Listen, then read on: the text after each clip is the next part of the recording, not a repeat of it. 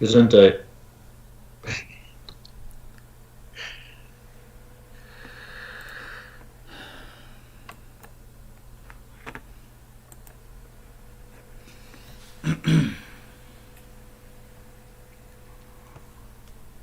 All right, we're here. We're here to do a year in review, and hopefully, I don't fall asleep in the middle of doing so.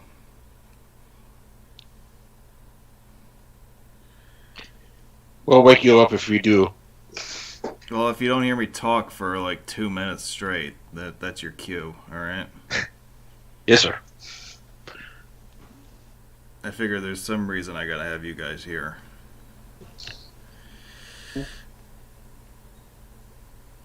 I'm here because you paid me. Yes, your check is in the mail. Okay. Yep.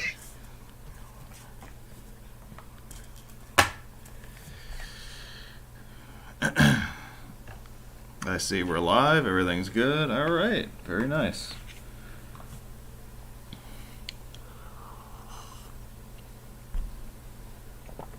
All right. Good evening, folks. Happy Boxing Day. Happy day after Christmas, whatever you want to call it.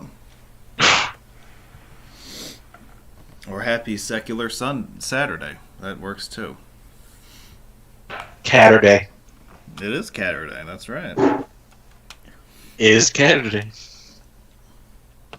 So tonight we're gonna take a look back at the year that was 2020 in the Roadway Wiz universe, and we'll kind of go over some of the big developments, some of the big trips that I took, some of the analytics with the channel, and there's some video stuff to show you guys as well. So we're gonna kind of take a look back and give you kind of a summary of the last 365 days or so. Um, Scott and Steve are here somewhere.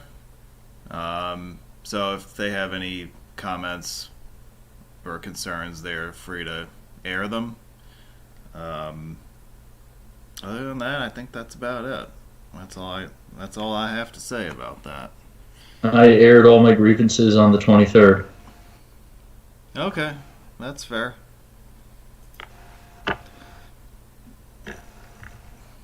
All right. YouTube uploads. We are in the middle of the St. Louis metro area series, which will keep us going for the next couple of weeks. Today I just finished uploading I-255. I think we still got to finish 270, and then all the interstates on the Missouri side of the Mississippi and St. Louis. So there's still a lot of stuff out there that's going to be published. And I'll be able to get to that by early to mid-January. Allow me to be the last to wish you a Merry Christmas and a Happy New Year. Hope you guys have had fun these last few days with your families and all that. Tonight you can see where we are. It's week 4 already. We're almost at the quarter pole of the season already. I can't believe it. You see where we are tonight, the presentations we've done to this point, and the presentations on Saturdays that we have coming up. Note, of course, that this is just the Saturday schedule. So if you don't see stuff listed that's scheduled, the reason you don't see it is because this is just for Saturdays. There's no actual one of these schedules for Sundays because we're kind of making it up as we go along, just like we did last season.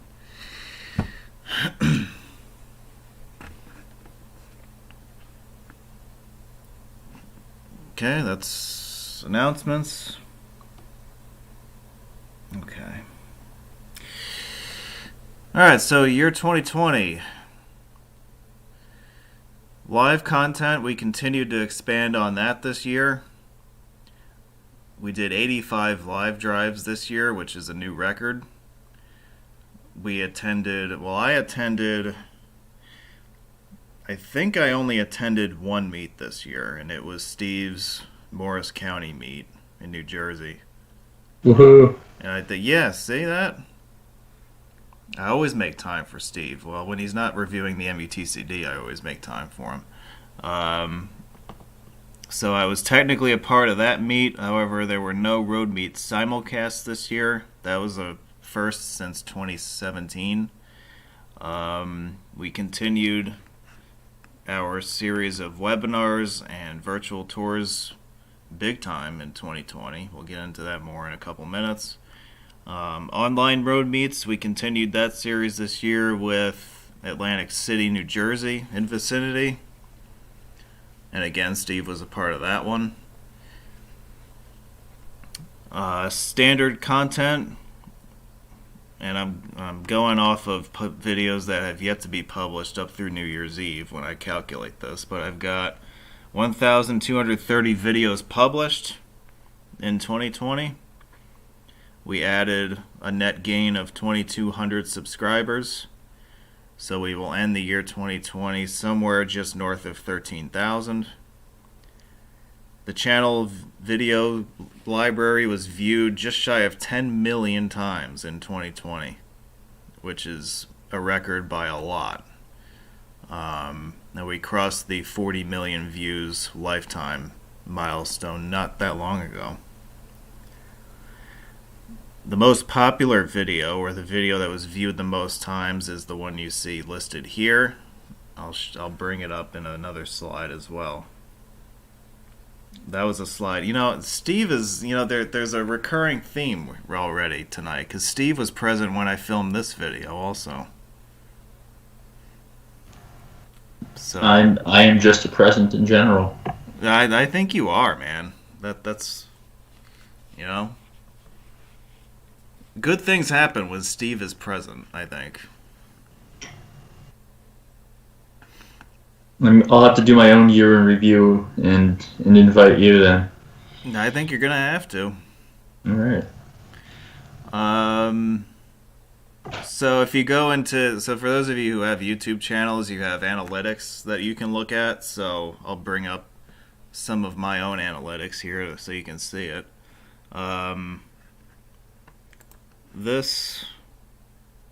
me see here. I'm gonna go to the trusty pen. So no, this is not the New York Stock Exchange over here. This is a tally of the number of daily views, and it's tabulated, each day. And there's a point here, and so you can kind of notice trends and whatnot. We kind of peaked for the year somewhere in here, and that's like the middle of March through the middle of April. Gee, I wonder why that was. And get rid of that. So that's the view count one. There's another one for subscribers, but it's even more chaotic looking than this, so I'm not even going to bother sharing that. But you'll see that compared to the previous year, our view count for the year is up 25%, and our subscribers, our net gain in subscribers is up 30% over the previous year. So this was a good year.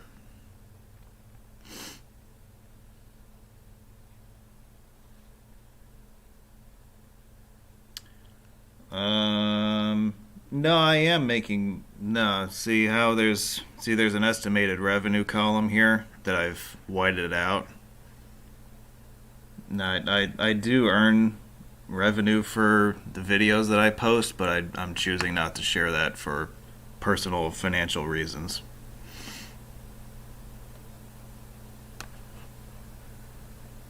I make all my money and I just give it to Steve. Alright, so I mentioned that there are top videos for the year. So these are the 5 most viewed videos from 2020. Oh no. And Unseated. yeah, look at that. It was close, right? Yeah, the Chesapeake Bay Bridge Tunnel was unseated. I think for the first time since it was posted, it's no longer the top video. But yeah. Let's see. Yeah, you look at the view count here. It's like the vote count in Wisconsin, right, Scott? Oh, come on, Scott. That was a little, that was a little like, ha ha ha, Dan, that was a good one. Was that before or after recounts? Well, I thought about going into a recount for this, but neither party requested one, so I didn't do one. But yeah, so if you've been following this channel for a while, chances are you've seen these. I think I know that Steve was present for this one, but I can tell you that my favorite ones of these 5 are that one, this one, and this one. Those are 3 of my favorite ones that I've ever filmed. So it's nice to see that they're doing well.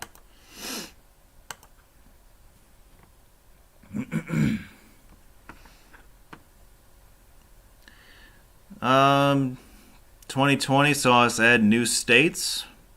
We're up to now 37 total. This year we added Arizona, New Mexico, and Utah to the catalog for the first time. We also spent a lot of time in other states, adding content that for new areas within old states. So, as you might imagine, you'll see California, Nevada, and Texas there.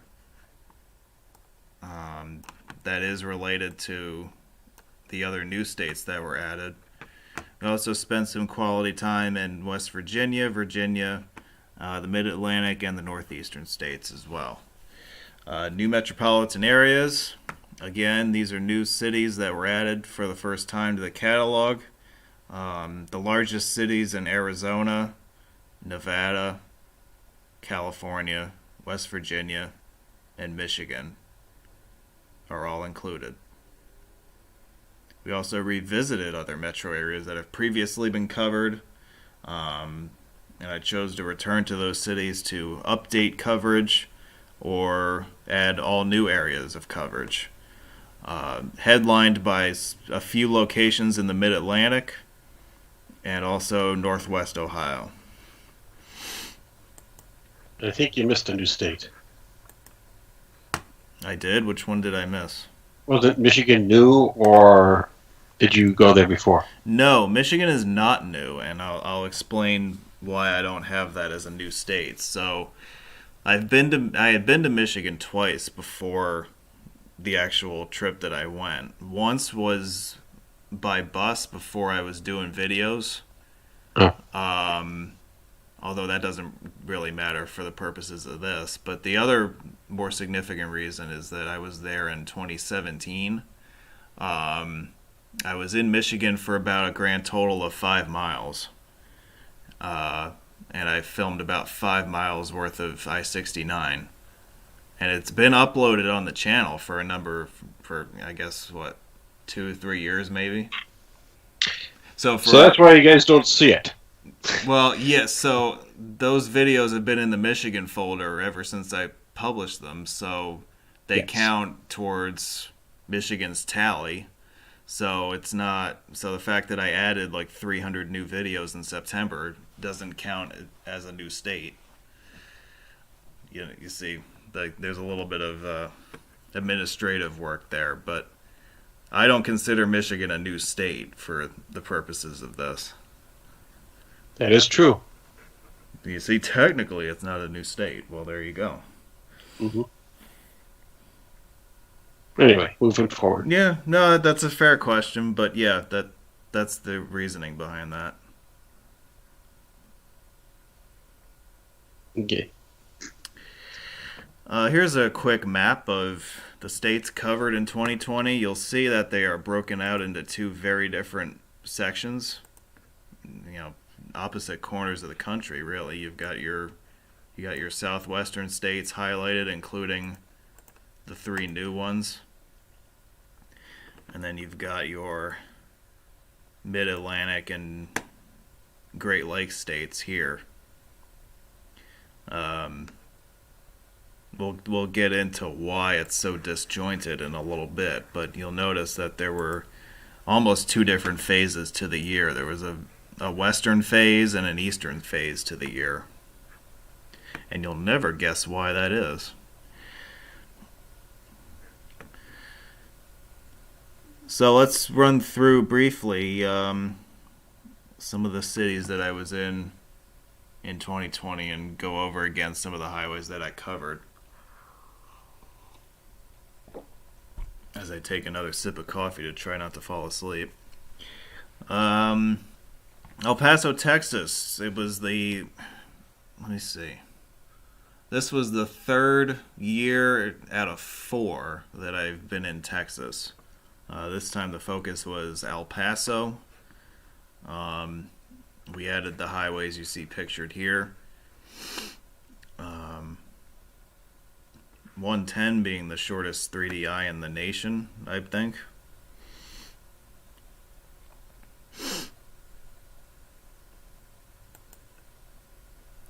Southern Utah, we added a section of I-15 around St. George. We added the full length of US 163. Southern New Mexico, we added the entirety of I-10. We added a business loop around Lordsburg. And we added the southernmost mileage of I-25. So that interstate joined the catalog this year as well. So for instance, if I go to like Colorado next year and add like 500 miles worth of I-25, it won't count as a new interstate because I've added 5 miles of I-25 this year.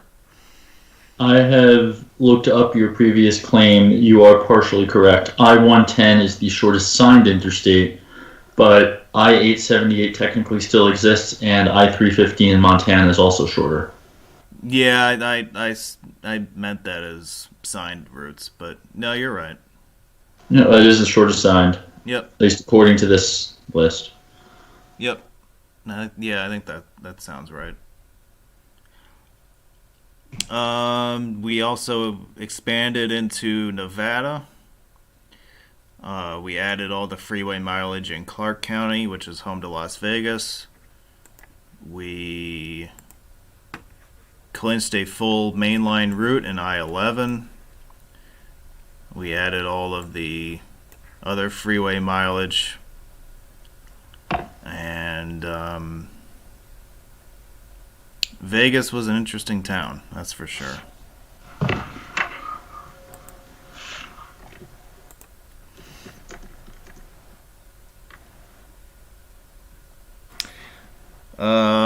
The biggest haul from the winter trip in February was Arizona.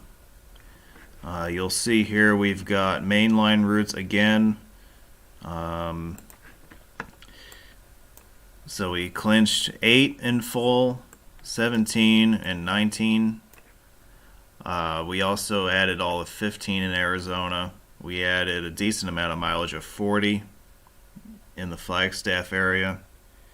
And we added all of 10 from the west suburbs of Phoenix all the way into New Mexico. And then you see all of the Arizona loop routes around Phoenix. You see the U.S. routes north of Flagstaff, so 160, 180, 89, 163. Other state highways that were covered as well. There's a lot from Arizona. What I have managed to upload this year from Arizona is probably about half of what I actually filmed from that state this year. So there's still a lot that I could go back to in the future if I get around to it.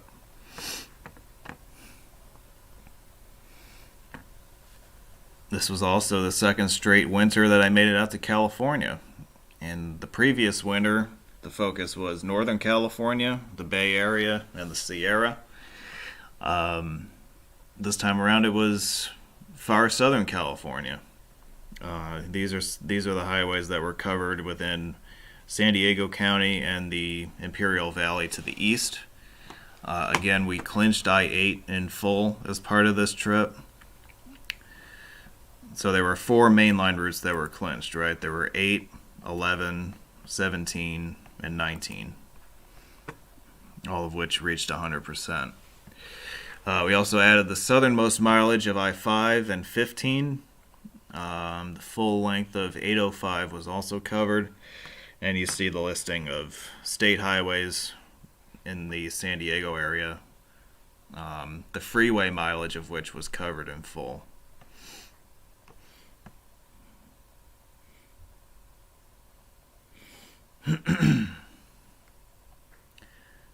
Also, with time permitting, we made our way up to Los Angeles and got our feet wet up there in the second largest city in America.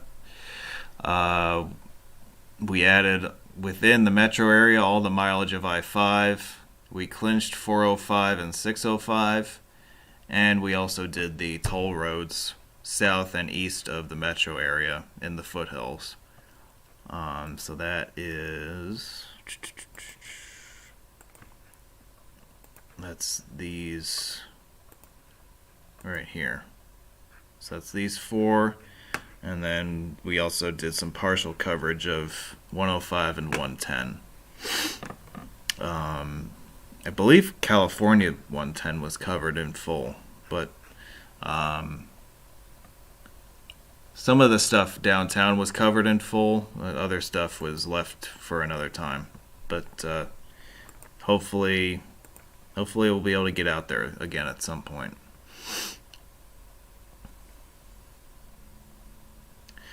And then we had this happen. I came home on February 23rd, and if you asked me on February 23rd what I thought the outlook for the year was going to be, I probably would have told you that it was going to be very different than what ended up happening. If you had told me that this is how the rest of the year was going to go, I would have thought you were insane. But I don't think I need to rehash for you guys what this is, what this event was, and what it's done to this country and the planet. But What event? I don't know. There's something on the screen right now. It's all theory. Yeah. Never heard of this. Yeah. Well, it did have some significant impacts on this channel's development in the second half of the year. So we'll take some time to kind of recap what those changes were.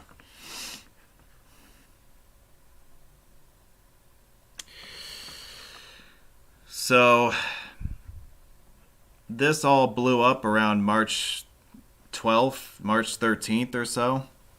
One of the immediate things that I decided to do was introduce a new daily live content schedule. We broadcasted daily for 93 consecutive days between mid-March and mid-June. So every day, weekdays, weekends, you name it. This was anchored by a daily afternoon live stream for the, like an afternoon commute video. It was a series that I decided to name The Coronavirus and the Commute. And it was basically a drive home while listening to the radio of news developments and stuff like that. Accompanying this, I also took it upon myself to introduce a new standard video series to the mix, which I called Streets of Manhattan. This was filmed in April during the primary shutdown period with little to no traffic on the New York City streets. It basically opened up these areas to filming for the first time. And so I got to document the lack of people walking the streets and driving around within the city of New York during that period of time. And that series was uploaded earlier this year, and those who have watched it have told me that it was a very interesting and surreal experience to watch. As for weekend programming, we brought back the webinar and virtual tour series specifically for this purpose. We did webinars on all of the cities visited during the February trip. We also came up with some virtual tour episodes based on the February content. Our Sundays were primarily spent with interviews of prominent road enthusiasts in the hobby. Folks with websites and YouTube channels and stuff like that. So we found a way to pass the time that way as well. So when you put all that together, it was a 3-month chunk of time where we were doing something live every day, and it really helped, I think, pass the time and give us something to do when there was nothing going on or nothing to watch. I know that's how a lot of people felt. I know that's how you guys felt too, out in the audience. So what did this do to the original plans for the summer? Well, as you might predict, I had designs really as soon as I came home from Phoenix at the end of February. I had started drafting plans for a follow-up trip out west. That probably would have taken place in the July time frame. Any original plans that were drawn up west of the Mississippi were scrapped due to the uncertainty.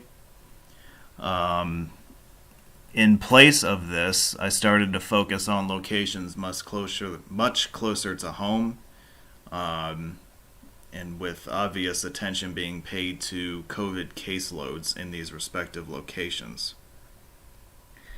The focus also shifted to trips of shorter duration with fewer stops required, fewer interactions with the outside world. That seemed to be the smart way to go during the springtime when these trips were developed. And this also goes for restaurants and lodging and stuff like that. For those of you who are interested in more of my thoughts on those subjects, I encourage you to check out the roundtable that I did with the guys a couple weeks ago, where we share our thoughts on some of the planning and the execution of some of these trips in the age of COVID. Because I think a lot of us had a lot of the same experiences with that stuff. Also, I had it very much in mind as early as June that the stuff that I was going to be documenting during the summer, or however much time that I had, was going to be geared towards a follow-up season or a repeat event to the kind of stuff that we did with this March through June season of programs. The working title of it was Season 2, and I think that's pretty much what we call it, rather openly amongst us in the group. So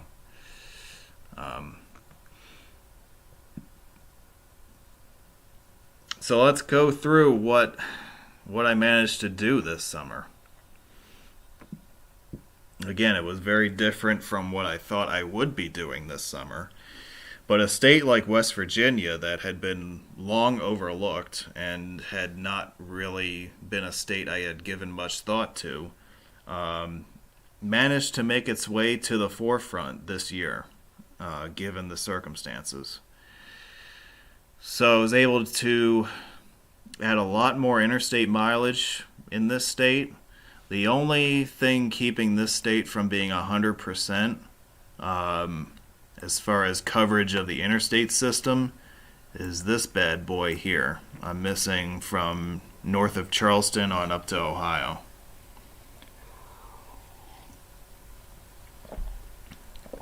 However, another interesting development from this year that was, again, kind of overlooked before was that the West Virginia Turnpike was added to the catalog, and that is the last of the Eastern Turnpikes that had to be added to the catalog. So we added that, so that's finished.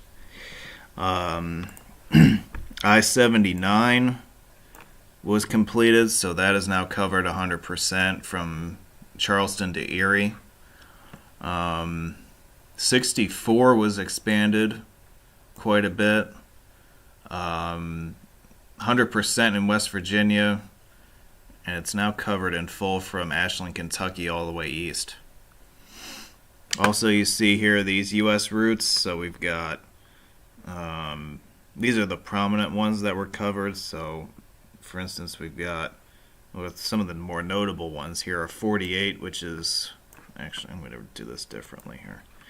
48 is ADHS corridor H. 19 is corridor L. 119 is corridor G. By the way, I-68 up here is technically corridor E, so I'll write that one in. There is no US 121. Nah, so US 121 is a placeholder designation for what will eventually be the completed Coalfields Expressway when that's completed about 175 years from now. But there isn't a... It's interesting. It's signed as State Highway 121, but there isn't a State Highway 121 shield online anywhere. So I just had to use the 121 US route. One quick question. Yeah. Shondo brought up, you didn't cross on I-70 or 470 in Wheeling, did you? I did not do that this year. Okay. Yeah, I can't see the chat from where I'm watching, so if you guys see something in there I should bring up, feel free to bring it up. Okay. I want to bring up something from my review of the MUTCD this weekend, which is already coming in handy. Uh-oh. It is proposed to get rid of future interstate shields. Good. Really? Future anything is going to be limited to text message signs only so as not to imply that you're actually on the route that's labeled. Oh, that's interesting. Okay. So, like, the future route would be purely administrative. It wouldn't be signed. You would have guide signs that say future I-73 corridor, which North Carolina also has, of course. Oh, so, like, that would be the standard? That is, yep, just the word message. So it wouldn't have, like, the word future in the sign like it does here. You It's wouldn't not gonna have a a sign at shield. all. Nope. Oh, all right. Well, I mean, they're not going to sign real I-73 and 74 signs for our lifetime anyway, so who cares? Yeah, no, it's an interesting note. North Carolina, in particular, does that a lot with the future inside the shield. And when you have something like 73 and 74, where part of the road is official and part of the road is not yet official, a quick glance at the shield tells you nothing. You think you're still on the road. So I think that was driving this. Oh, I see. Excuse me. Okay. Yeah, that I can see how that would get confusing. Yeah. But yes, to address the chat, feel free to comment for or against any of these issues. I'll do my best to bring up anything I've noticed so far. I think that's the real reason we have Steve here tonight, is so he can tell us about his findings in the MUTCD that he's been going through this weekend. So it wasn't all new material this summer. There were some areas I revisited, like, for example, Virginia. I spent a lot of time in. Even though I had covered a lot of these roads several years ago, this was a good time to revisit stuff in Hampton Roads, for instance, like you see listed here. This is all footage that has been collected for potential future use, either in the near future or in the somewhat distant future. So you've got, well, you see them listed here. You've got pretty much everything here in this row. All right. And you've got, you got this too. That's it. You also have the Richmond area. We touched up coverage of these routes, and we added quite a bit of mileage for 81 in the state. And I also redid some of I-66, the western end of it, and almost ran over a deer in the process, so you can look forward to seeing that video. So 66 will be... Well, 66 has been 100% for a period of time, but now it's finally 100% in a format that I actually like. So, Oh dear. just wait until you see the video. Did you get 66 with the toll on it? I No, mean, it's really not that different, I don't think, is it, right? nah, well, like inside the Beltway, I don't think it's that different. I don't think so. But there's, as you probably know, there's a huge project right now that's going on along there. It's primarily west of the Beltway where the project is going on, but they're adding all sorts of toll lanes and all sorts of other good stuff. So the next time I revisit 66 within the DC Metro will be after that project is finished in what, 2 to 3 years maybe, something like that. Take my time. Yeah, I'm not in a hurry to redocument it. It's a freaking mess right now. So the western stuff, like from Haymarket on west, is the stuff that I was focusing on this year. I think probably the single biggest haul from this summer, other than West Virginia, came to us from Michigan. And this was a 5-day extravaganza where I flew out to Detroit from New York, and we added a whole lot of stuff across the state. We'll go through that real quick with you guys. I'll summarize the clinched interstates. We added 96 in full, so that's another mainline route that's been completed. 75 is complete within Michigan. Let's see. If we go through the 3DIs here, yes, yes, yes. I have it listed here even though it's not signed. Yes, yes, no. I gotta do this differently here. Let me go back to the pen. Okay, so 196 is a no. 296 is a yes. 496 is an eh. And 696 is a yes. You can also apply the angry faces to 69 and 94 if you like to, because I didn't finish those either. Although I'm not too worried about that because I feel like I'll be back in Michigan multiple times in the next few years. So I ain't going to stress about it. By the way, the reason I have next to 496 is because it's only complete in one direction. So there is still some work to do there, but at least one direction of it was covered in full back in September. We also have state highways from the Detroit area here in the lower right. We have our major U.S. route freeways.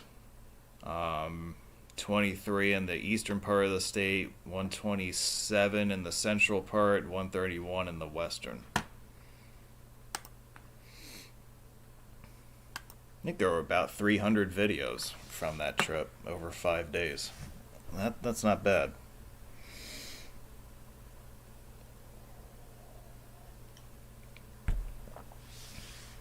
But anyway, it was good to add Detroit Metro to the catalog for the first time. That was a big accomplishment this year.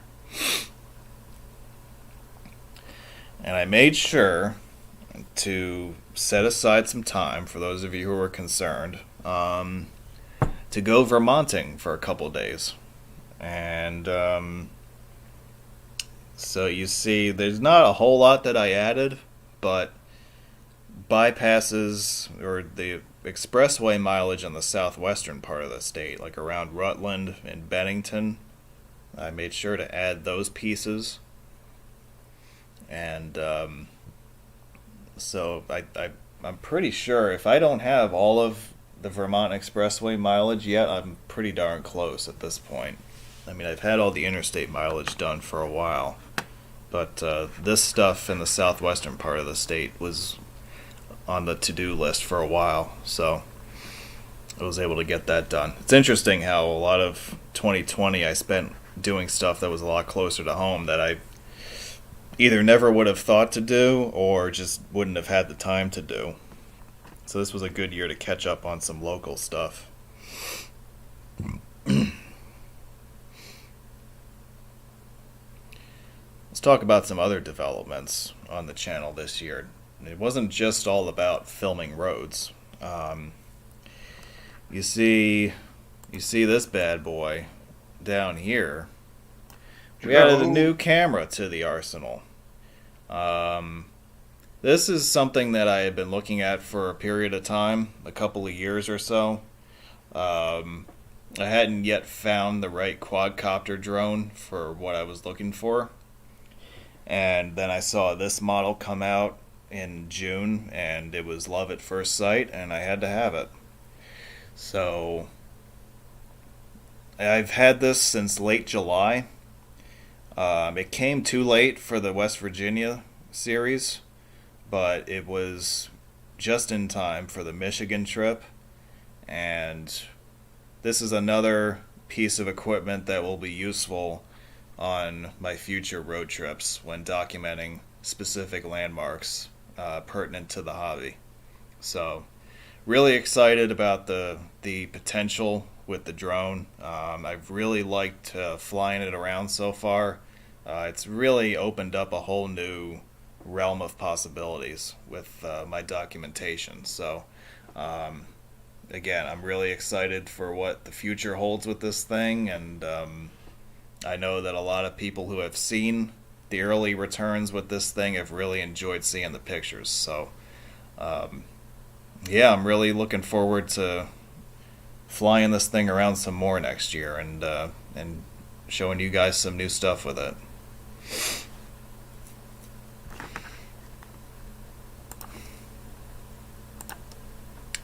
Another milestone that was reached that I should bring up. I think I brought it up on one of our episodes earlier this season, but I'll recap it for you again here real briefly. We passed the 300,000 mile mark in the Wizmobile.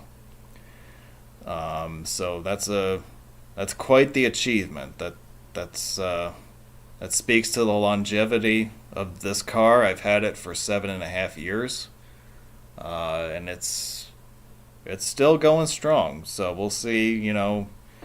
We'll see when I decide to make the change. But I've really enjoyed having this car for the period of time I've had it. It's been very reliable and it's been a lot of fun. It's been very good to me too. So, um, yeah, it's taken me from Maine to Florida and as far west as Indiana. So it's been to a lot of different places along the way.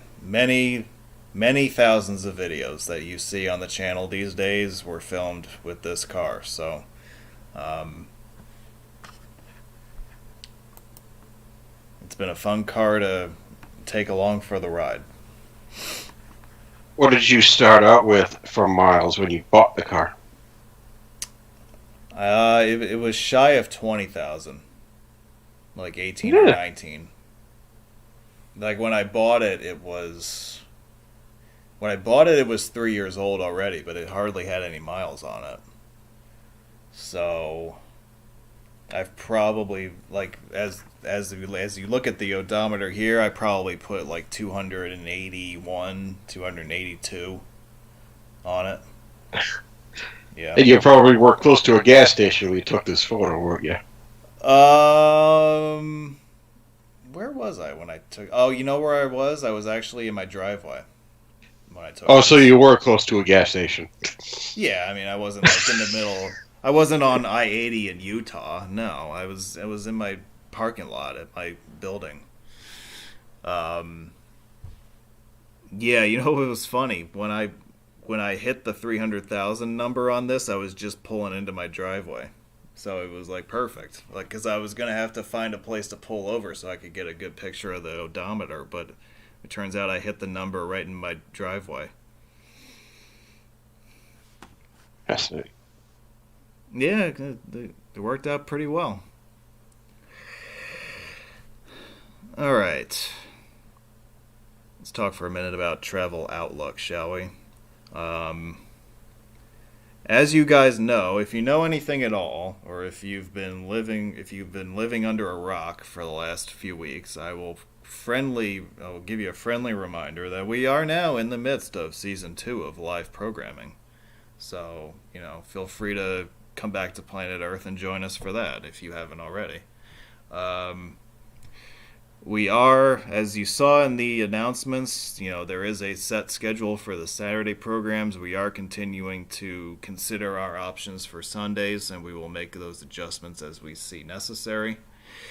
As for the outlook on trips, I think it's pretty safe to say I'm not going anywhere this winter. However, as we emerge from this winter into the spring, I think that's when the window of opportunity will start to open up again. I will continue to monitor caseloads nationwide and take into account spikes in cases in specific locations. There are travel restrictions in place depending on what state you're from and what states you plan on visiting, so those have to be considered.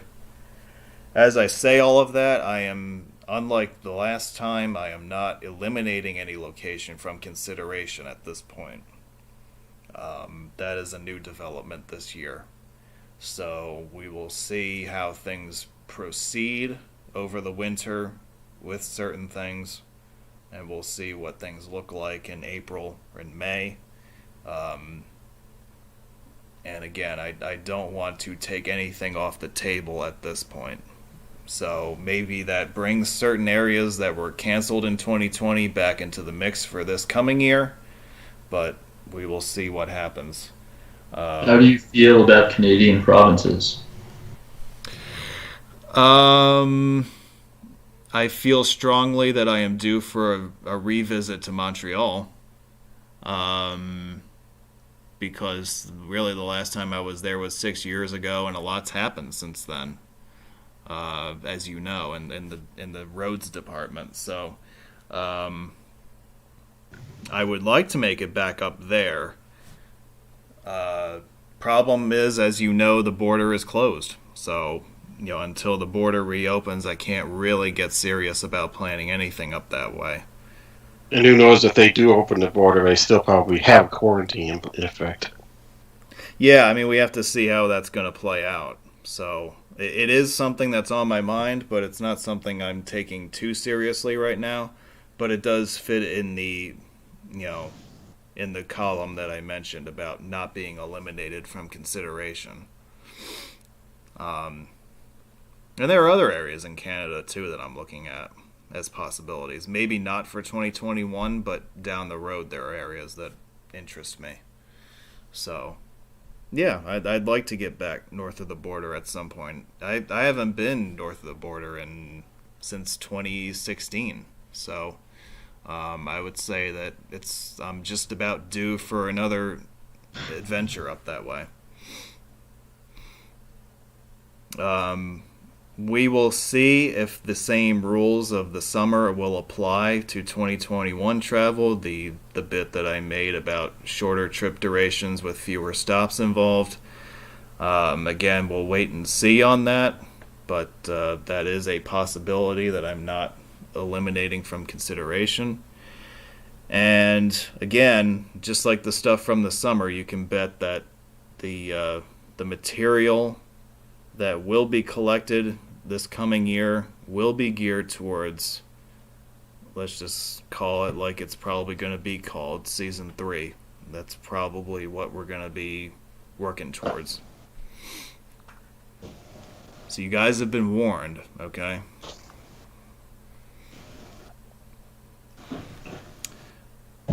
Just to wrap up here and summarize, social media platforms. Again, if you've been living under a rock the last decade, you can find me on YouTube. You can find me on Facebook. If you haven't already followed my page there, that's a good idea. Instagram, I've got a page. I've also got a Spreadshirt page that you can find a link to on my home screen. If you've ever wanted to represent Roadway Whiz with your own gear, you can find that on Spreadshirt. I encourage you to check that out.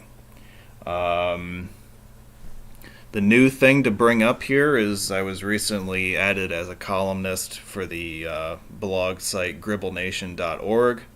So you will start to see some of my ramblings there as well.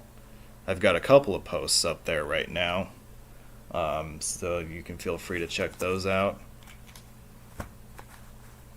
And so I'm probably going to be pretty visible on there for the foreseeable future. What's next? Again, road trips. We're going to try to fit in whatever we can when the weather clears in the winter. We'll see exactly where and when I decided to go visit certain places, but I am looking to continue adding new locations in 2021 to the catalog. We'll have to, again, a lot of this is wait and see, but I would like to resume the online road meet series. That kind of got zapped this year. We did manage to get the one in before the shutdown. Again, road meet simulcasts will hopefully make a return. The webinars and virtual tours that you're going to see, at least in the next couple of months, are going to recap the travel from 2020, but hopefully there will be new episodes in 2021 featuring even more new locations. Okay?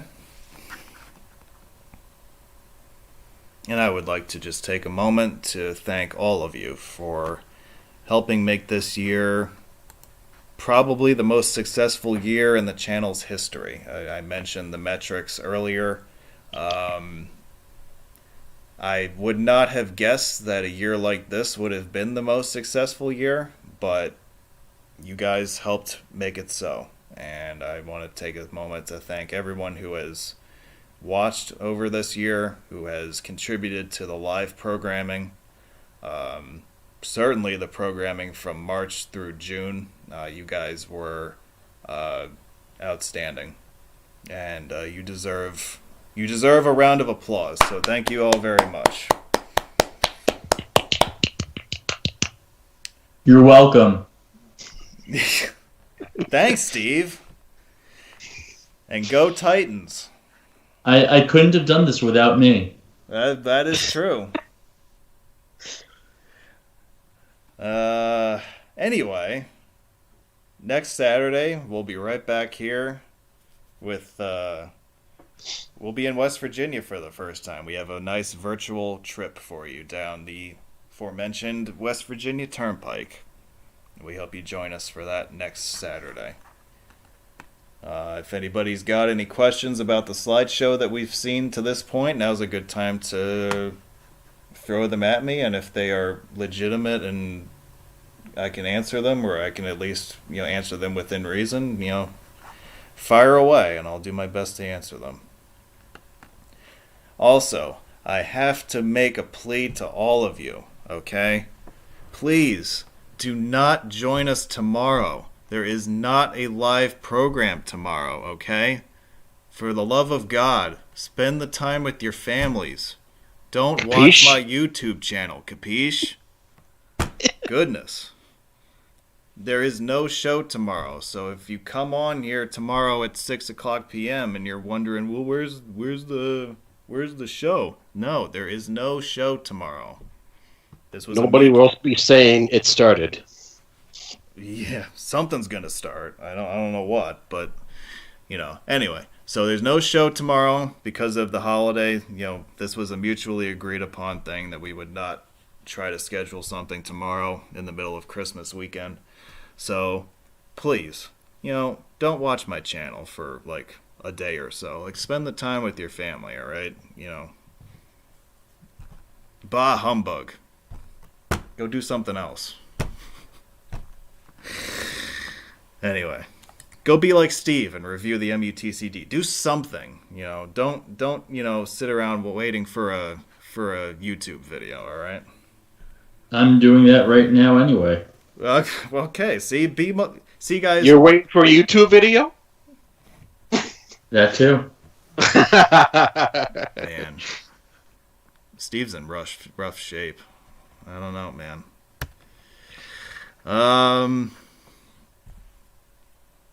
All right. Did anybody have anything in the chat that I should address I'm just I saw something earlier from the chat. Shandor was asking how high does the drone fly?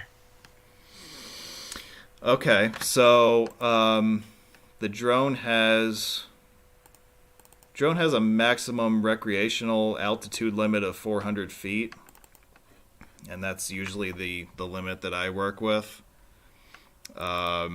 It has a range of, in clear conditions, 2 to 3 miles, and so those are really the parameters that you have to work with, and that really is more than plenty for most situations that you would find yourself in. Um, so yeah. No, that's by regulation, I assume. Well, the altitude restriction is regulation. Yeah. Yeah. You Don't ever can pass you that. yeah. Like if you wanted to fly higher than that, you would have to get some sort of approval. Right. But I might be cool, but I'm not that cool. All right. Mm-hmm. At least not yet. I'm working on that. But like a picture like this that you see, this was photographed from about 300 feet in elevation, and again, this is pretty sufficient for most of what you would want to do from this kind of photography. All right, so you know what? I actually have, because this is a Wiz webinar, I do have some video footage I do want to show you guys the second half of tonight.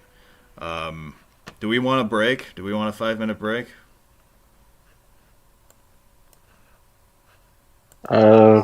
Scott? Yeah. Steve, you want a break? I may have already broken something. I'm good. I hope it wasn't cookie dough. I haven't seen her in a while. Yeah. Uh-oh. That's not good. That is definitely not good. No, unless you need one, let's proceed. No, let's proceed. So let's recap some of my favorite video footage from the year, shall we? I think the one that I automatically always go to is the Streets of Manhattan series that was filmed in April. How often do you hit traffic lights all in a row in Manhattan? I remember this one very well. This was just for many of us, this was our first glimpse into post-COVID Manhattan, and just so different than any of us had experienced before. This was a real shock, and it really told us what we were in store for this year. It's practically a ghost town at some point, like Manhattan standards. I mean, you got people bustling all over the place in cabs, buses, on foot, whatever. But now it's like, where is everything? Yeah, like I think I made the point months back that on the quietest day, pre-COVID, you would still have the streets clogged with cabs, and there would still be, people lining the sidewalks. There ain't nobody here. It looks like frickin' Charleston, West Virginia. There's nobody on the road. And that was stunning to observe. And I knew right away from the middle of March, when things just completely emptied out, that this was going to be one of those historical moments that I needed to try to get on film. And I have to say that when you consider how quickly it was thrown together and that I really went into it without any set goal in mind, I think it really turned out fantastic. And this is a historical document. The pictures and the video, that's really what they are. They add up to a document that tells a story of a historical event. And you get to see the fallout from this event through the eyes of a driver, which is not always a perspective that you see. So, yeah, this was pretty wild. You have not hit one red light yet. Yeah, and if you keep watching this video, you're not going to see me hit a red light. Now, consider that you guys are probably going to speed limit here, or are you guys differential from that? Yeah, so that's the key, right? Is to follow the speed limit because the Yep, signals are timed based on the speed limit. of course. So, like in this area, I'm probably going like 30 or so, Mm, like not faster than that. Um, I think somebody asked the question, when was the last time I was able to get this many green lights in a row in the city? And my answer to that is never. This is my first time. yeah. And one person was asking if Times Square was involved in this video. It was involved in We there. just went through it about 20 blocks ago. Right. And how often do you go through Times Square at 30 miles an hour? Not Yeah, very at all. right. Yeah, like you don't zip right through there with nobody No, ahead of you. Yeah, no. yeah. Hmm.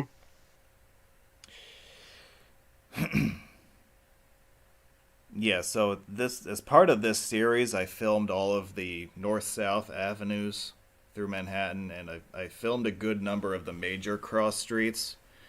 Um, the signal timing in Manhattan gives priority to the avenues, so getting across town takes a lot longer than to go up or downtown. This guy doesn't realize the light turned green, but whatever. Um, Honk 'em. So you could. It's New York. I probably did. Um, The New York State bird, too. yeah, yeah. Um, but you can see as we work our way south, you can see how the lights are turning green as I approach them. But this is basically the key is to do about the speed limit so that the light ahead of you always turns green as you approach it. But Oh, this video that we've been watching is 7th Avenue, which starts up at Central Park South or 59th Street and then works its way all the way down towards the financial district. I've always loved this view of the World Trade Center from here as we continue south on 7th. Um,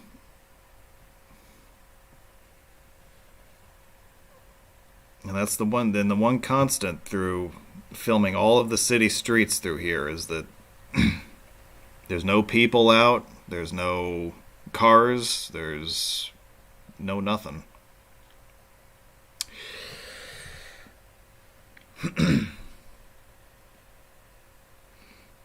definitely looks like walking on a weekend. Yeah, doesn't it? Looks like a Yeah. Midwestern city almost. Yeah. Sunday mornings. And yet, this was definitely not a Sunday morning. It might have been. Like I don't remember exactly. I devoted my weekends in April to this stuff, so Okay. at the very least this would have been a Saturday. But as I said before, even on the quietest weekends in the city, there's still a lot of activity. Tourism. Oh yeah, I mean, tourism capital of America, so there's always something going on down this way. See that? This is about a 7-minute video, and we have not been stopped at one red light.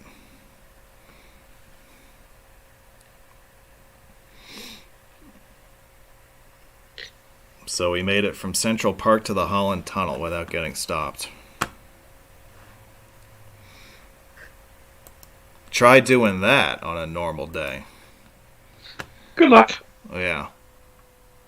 But anyway, if we flash back to when conditions were normal back in February, one of my favorite drives was this one along I-5 approaching downtown San Diego from the north.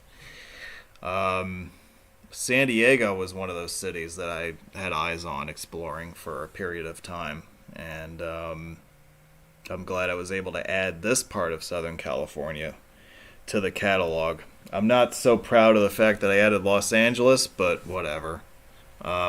It is what it is. I'm not Los on. Angeles is very hard to navigate on any type of day. You're lucky even during the lockdowns right now to have green traffic statuses in Google because you're still going to have a lot of trucks in the road. Yeah. Now, see, if I had been out in Los Angeles in April, I would have probably been able to zip right through and cover everything. But, But yet at the same time, you wouldn't be allowed out there as it is.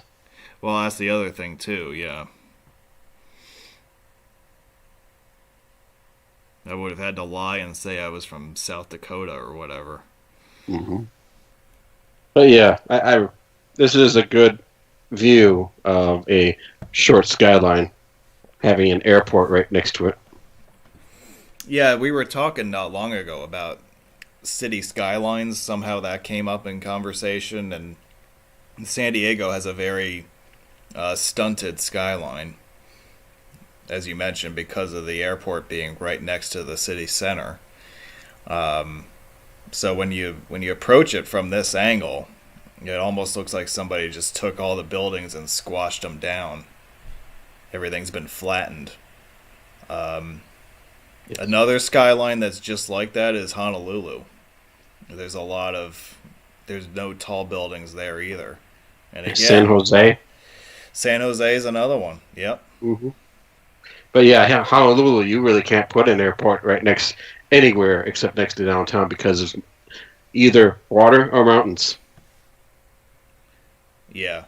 Well, yeah, and then the flight path for HNL goes right next to the beaches there. So, Yeah. um, Waikiki.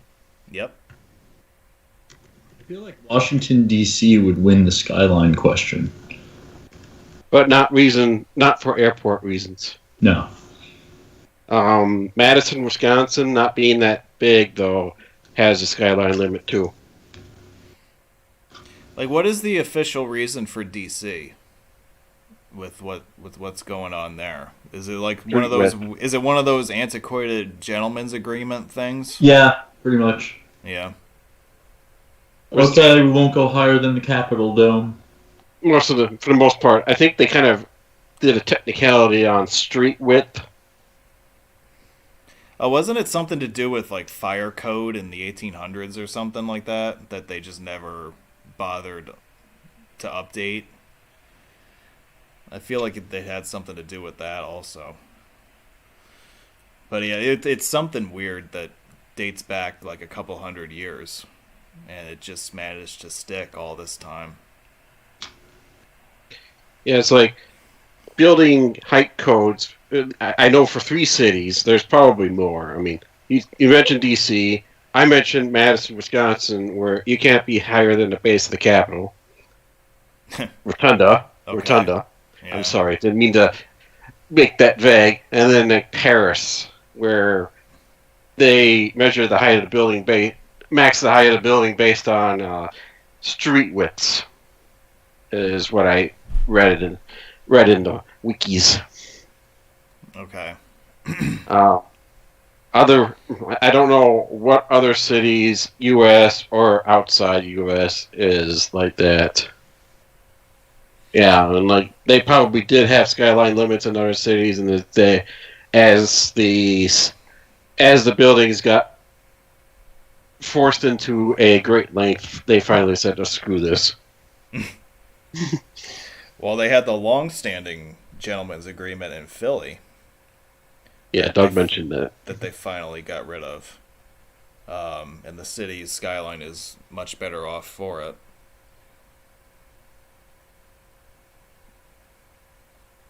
Because how dare you build a building taller than William Penn's hat?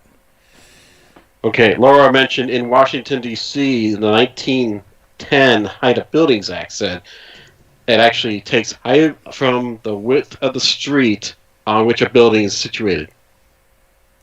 But, yeah. You could probably call that similar to don't top the Capitol and the monument. Oh, I'm sure that was the intent. Yeah. Yeah. And D.C. has wide streets like Paris does. Yeah. Well, it was They were modeled both off of Paris, They were wasn't it? both designed by Frenchmen. Well, yeah, wasn't it modeled off of Paris? to some extent. Yeah. Yeah. Enfant. Yeah. So. I don't know if he had any say in Paris, but he definitely had something in DC. Right. Yeah. He was the guy who laid out the city grid and all that. Right. Oh yeah. Yeah.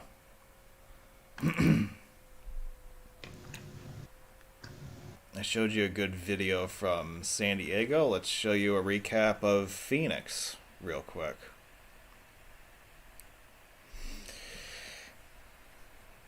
Well, this is another weird city that has something of a limitation because of an airport also. I don't know if it's as severe as the other cities we mentioned, but there is an airplane factor here with Phoenix's skyline.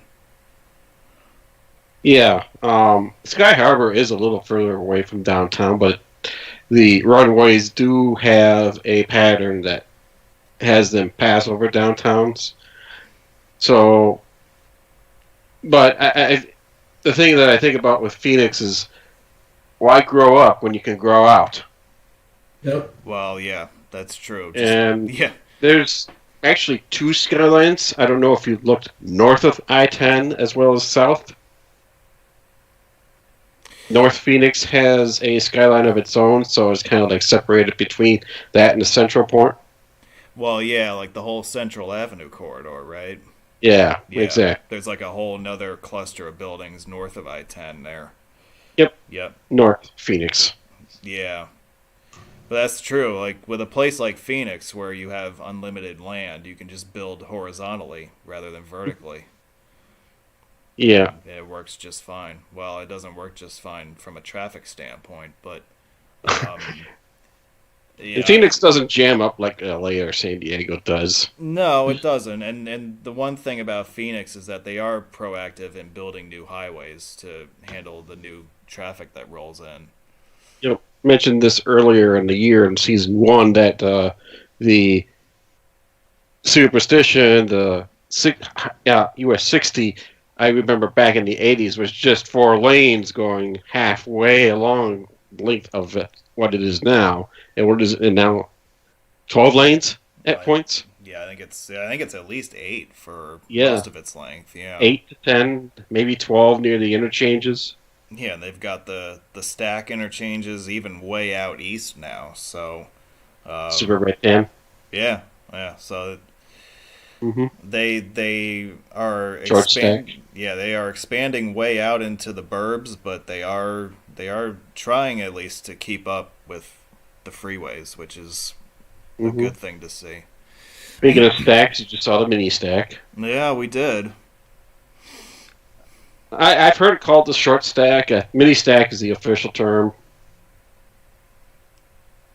Yeah. Because it's not exactly short. No, that's kind of an insult to stacks to call that one a short stack. Only 2 pancakes. Yeah. If you want short stacks, go to Illinois. Yeah. They're called clover leaves, okay? Exactly.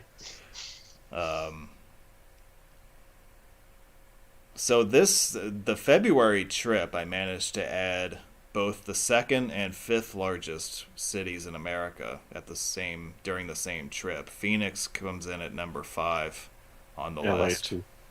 And then LA is obviously number 2, but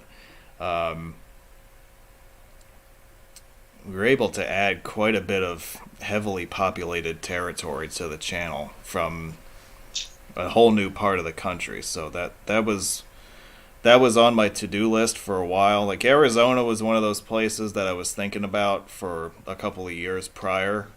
And it just kind of worked out this year with the timing. So adding Phoenix, adding San Diego, LA, all of them were really strong additions this year. I think people got a kick out of seeing the coverage that I managed to upload, so that was good too.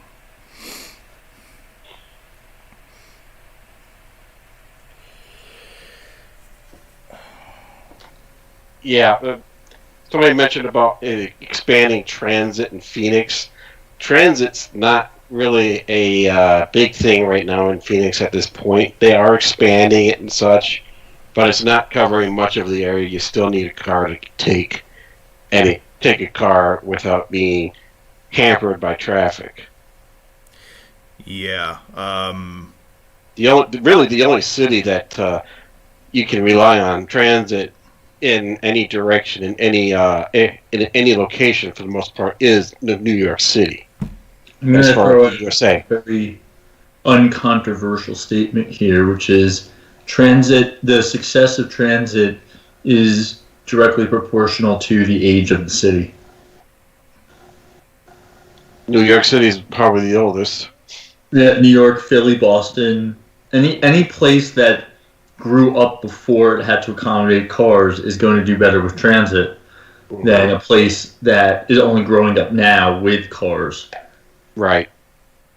Yeah, and nowadays people are designing the infrastructure with cars in mind, whereas opposed to a city like New York, it's being designed with transit in mind. Not just that, but in New York, you don't have places to put highways. Transit was developed before highways came along, so it's already there. It's embedded. You look at Colorado; they've got rail. They're putting in more rail. People use it for the novelty, but that system's not organic. It's forced, and the organic system is the highways. Mm-hmm.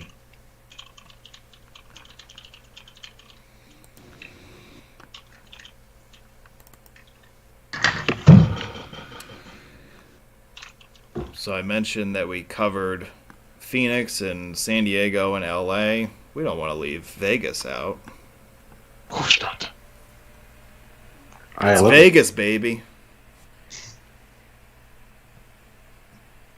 So I mentioned that the winter trip yielded full coverage of 4 new mainline routes. The shortest and easiest of these by far was I-11. It comes in at a whopping 23 miles. I was here a couple months ago. You inspired me, Dan. So Steve, you kind of got, like, this was on your to-do list and then it got derailed and then you managed to make it here after all? I just had to drive here instead of fly here. That was the big difference. Oh, okay. Right, because you drove all the way, right? You didn't get on a plane for this trip. No, yeah, I wasn't flying this year. Once I did it once, and I said that's it. Right, because you flew to Texas, right? I flew. Yep. Okay, yeah. And then the other trip, the long trip that you did was all driving. Right, the Greensboro mini road meet trip. Yeah, you took a very roundabout way to make it to Greensboro, right? Yeah, they are in opposite directions, aren't they? Yeah, he drove. He drove from Greensboro. He drove from Jersey to Greensboro via California. Exactly. Yep. And the question that I ask is, they are in opposite directions, and Steve counters with, "Are they?" I mean, they are. Yeah, and I don't give a damn. And to be fair, my trip didn't cross itself until I was almost back home. So it's not like I ever doubled back. It was a continuous open loop there. Yeah. Not quite. Well, it was a closed loop once you got home. I think I want to address a question that AJ asked a little while ago that I've been forgetting to answer. He asked if I have a favorite video or trip from 2020. I think we're watching one of those favorite videos right now.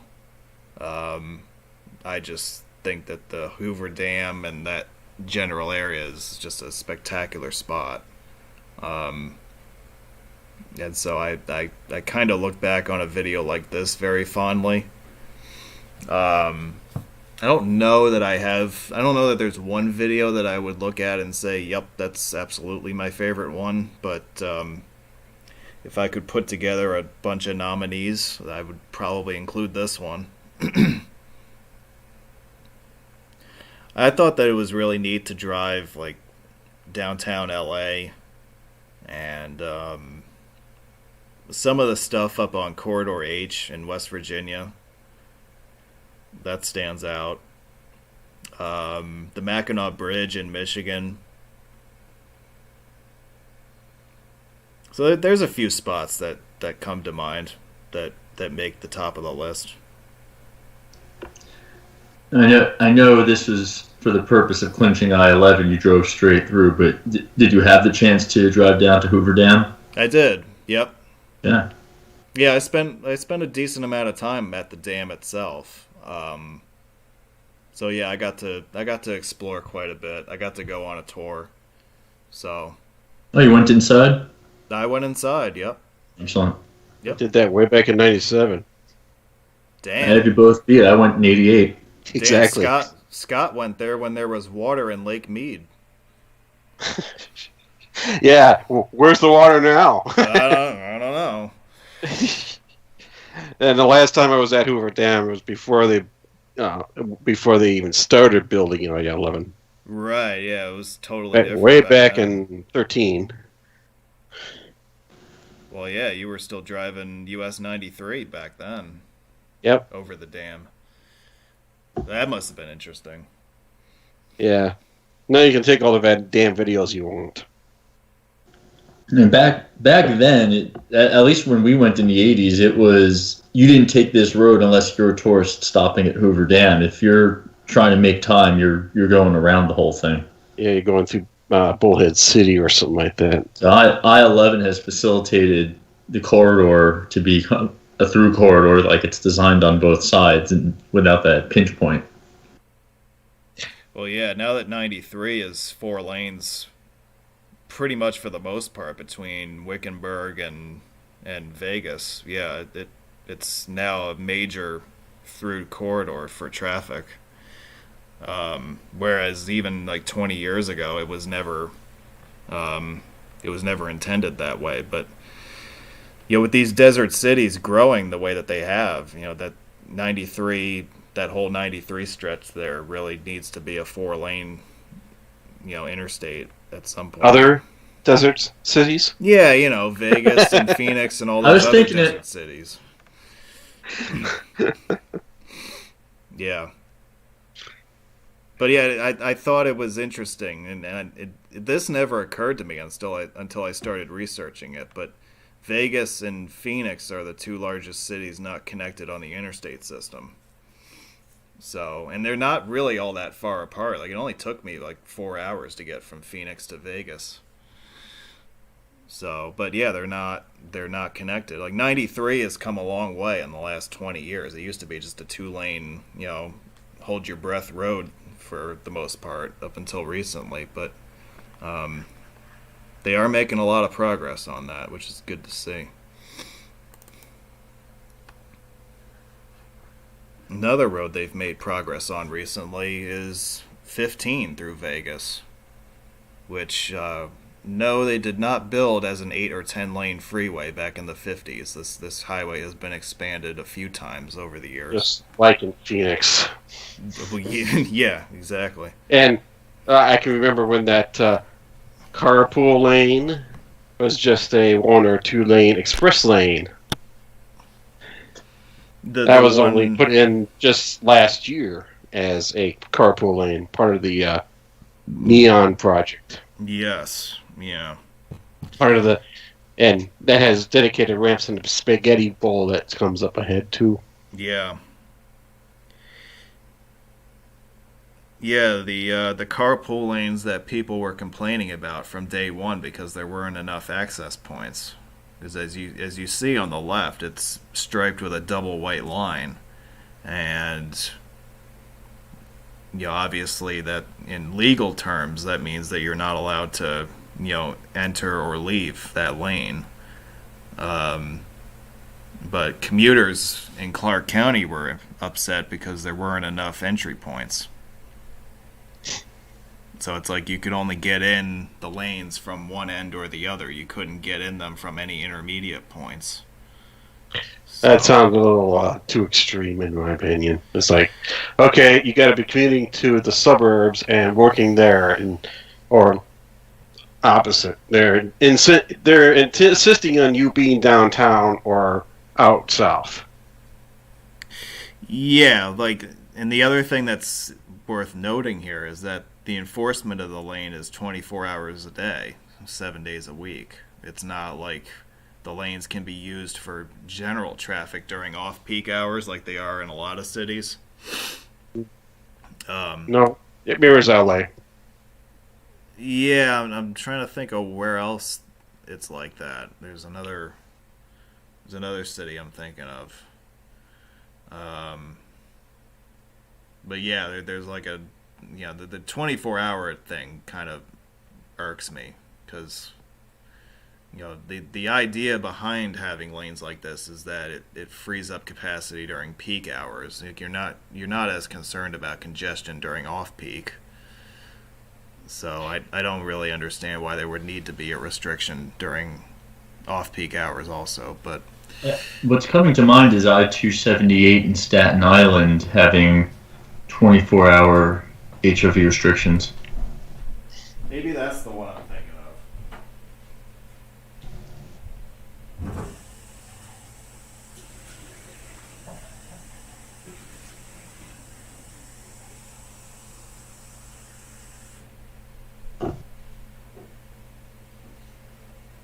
And there's the the Las Vegas Raiders toilet bowl.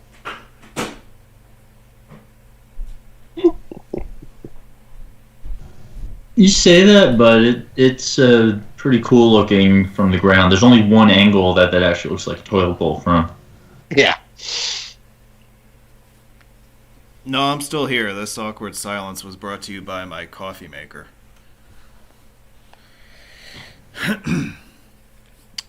Yeah, we just passed the Raiders black hole, right? Yeah. Yeah. Or whatever the heck we're calling it. Yeah. I think they were supposed to host the NFL draft this year. Now, I got one question for you. I know probably asked this before, just a review. Did you make an In-N-Out? Did I? Of course I did. Good. Yep.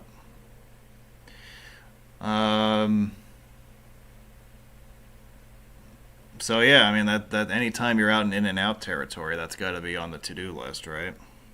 Absolutely. Yep.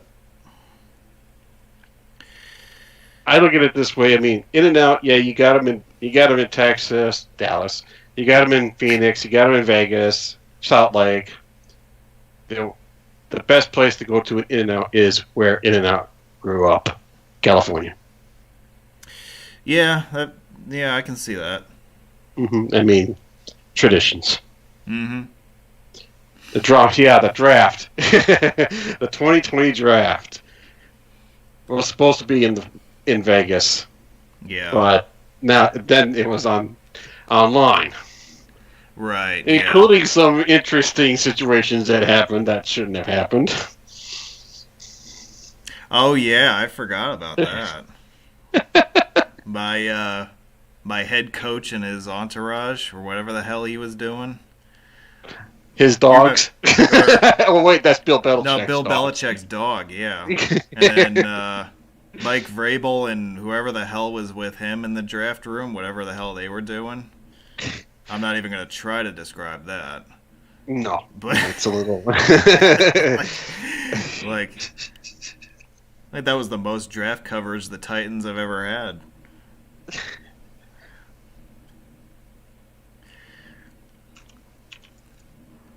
Yeah, so I think Vegas is lined up to host a Super Bowl at some point in the future, aren't they? I mean, I would Not assume this year. so because they always give it to a new stadium. So chances are the Super Bowl this year might be a home game for the team. Well, yeah, and one of the teams that's going to be in the postseason also plays their home games where the Super Bowl will be played. So we'll see. And it shows you who was the one driving the Patriots. I don't know about that. I really think this is a small sample size, too small of a sample size to judge, and B, this is the wrong year to make that kind of judgment. It's worth noting that the Patriots had by far the highest number of COVID opt-outs of any team. Didn't one of their star receivers opt out too? Edelman? I don't remember who exactly, but I know that their number of opt-outs far exceeded any other team. That is a very damning indictment of their culture. Is it though? That's how I choose to interpret that. I don't know that that's necessarily related to culture. I mean, they are literally Satan, so it makes sense. Well, I know you're obliged to say that because of your fanhood, but my former fanhood of the NFL, yes. Anyone who ever liked football feels the same way. It's true. Hey, at least that team won a game. Well, Steve's team did manage to earn a gold star by winning a game. That is true. Yeah.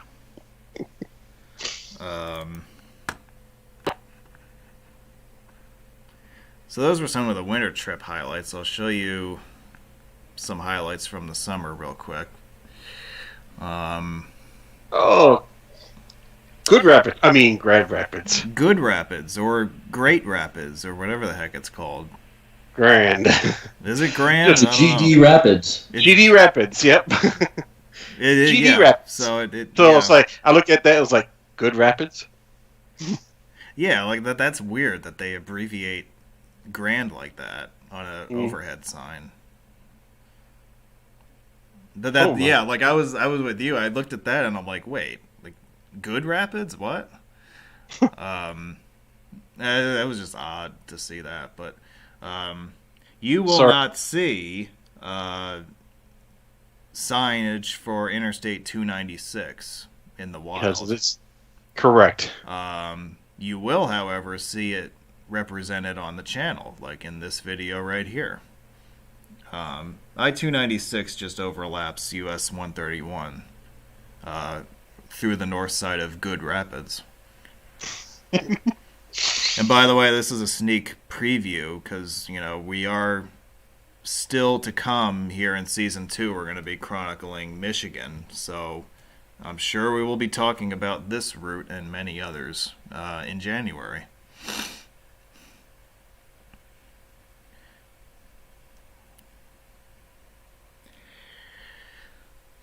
Excuse me for a minute while I tend to my coffee maker.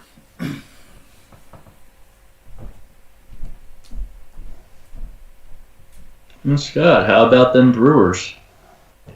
I haven't been paying attention. I haven't either, but without Dan here, I don't know what else to talk about. That's true. I don't know. How about them Yankees? I don't know. I think they'll win the World Series.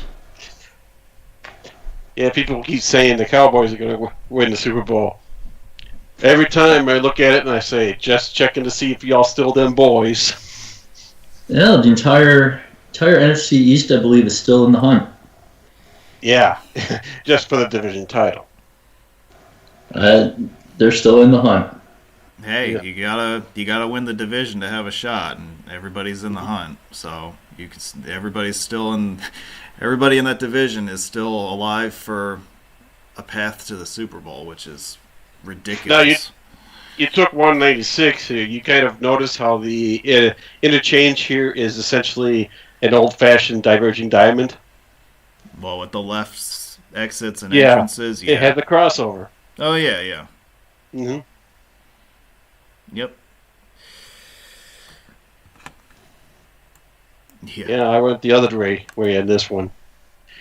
I have not taken 186 eastbound at all. Really, at all? Okay. Nope, because I was doing 96 to make sure I grabbed that. And the last two interchanges of 96 where you had the Clearview Shields, yuck. Oh, another new MUTCD insight. That is now known as Series E Modified Alternative. I'm still calling it Clearview. Yeah. I call it Crapview, but... because it's been approved. Well, So, this is as of the 2018 ruling that forced it to be reinstated. In that ruling, it was called Series EM Alternate. Yeah. Thanks, Texas. Yep. so it now officially enters the repertoire then. Yeah. Oh my goodness, look at the mighty Mac. Yeah, this is another spot that I would put on my favorites for the year. I was up here in 96. Have It's you not? amazing. You haven't changed. been back here since then? No. I didn't have it in my itinerary to go all the way up there this year. I was just focusing on getting the rest of the interstates because I already had 75. Hmm.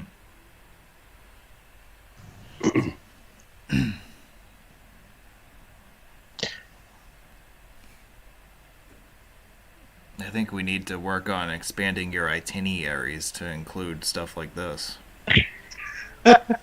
Hey, don't worry, I will be. Or I will come your house. You did make Hampton Roads, so don't worry about that. I think I'm safe now because I actually did, I did some driving around there 4th of July, so I think I'm in the clear, at least for a little while. Well, you should. Well, Shonda, you shouldn't have rear-ended that guy then.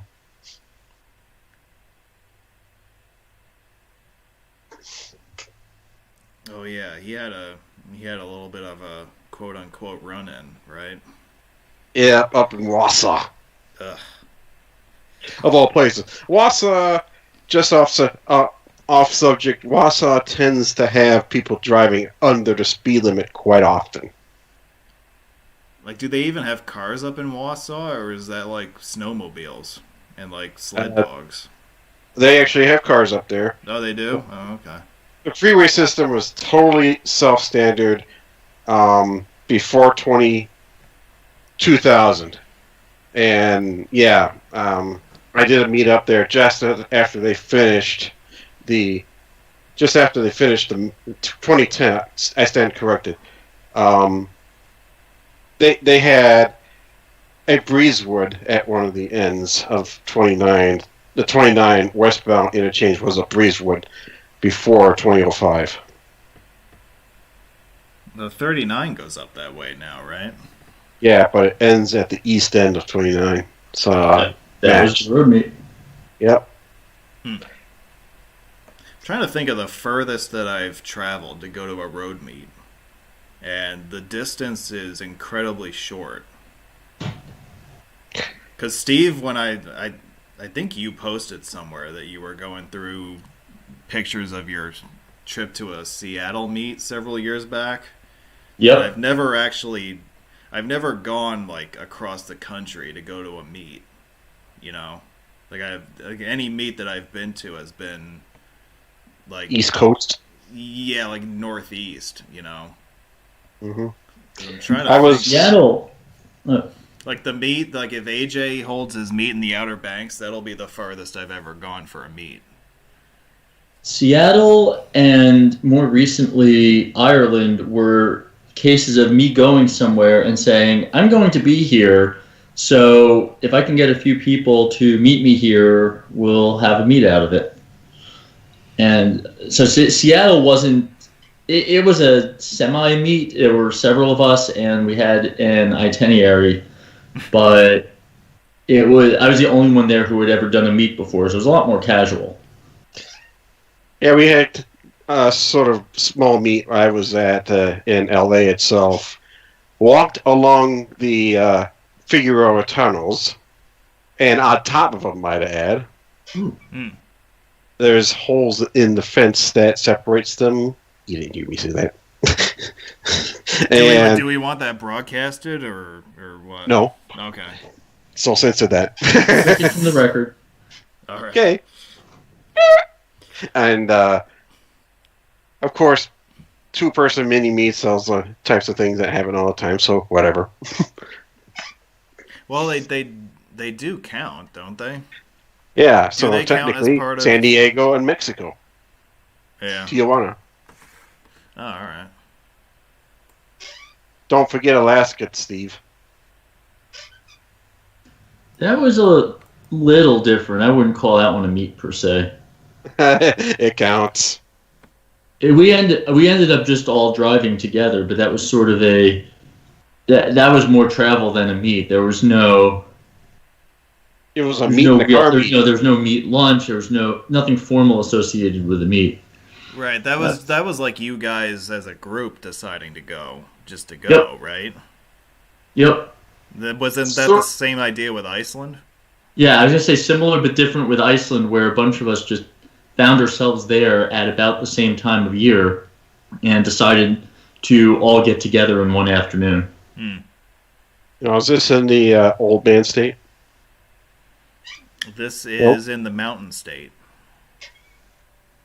Let's check out. Vermonting. Let's preview some Corridor H stuff. Okay. Again, this is a nominee for favorite drive of 2020. But how many countries have we had meets in now? Like Steve, you count Ireland, right? Or do you? I do not count Ireland. That was an attempted meet, and one other person showed up, so I can't really call that a meet. Okay, so you don't count two people as a meet.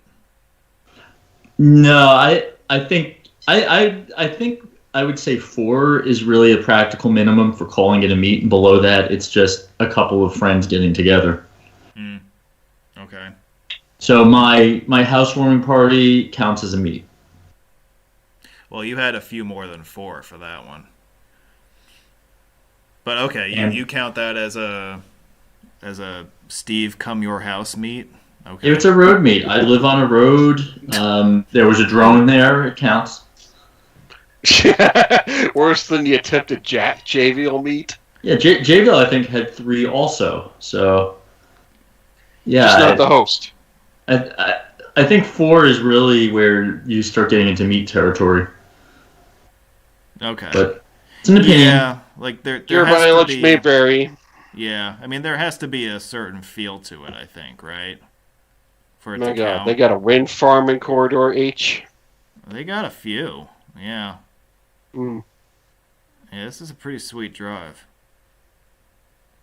Um, any future I-73 coverage? Yeah, so sections of the King Cole Highway that I covered, I assume count as that. Um, that's probably the most sizable section of it that I managed to cover. There's a lengthy section of King Cole that's open east of Williamson, so I covered that. Um, there's also a piece down by Bluefield that I covered. So, there are bits and pieces of that highway that are finished, but there's nothing really substantial that leads you anywhere. No. And, as I think about it, with the new section of Coalfields opening, with a new section of Corridor H coming in a couple years, and then there's a new section of King Cole down in the Bluefield area that'll be coming soon. I would say probably in a couple of years.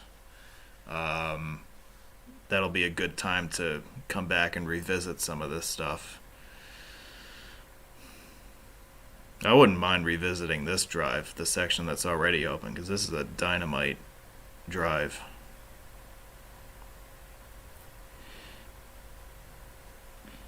Looks like it's mined over there.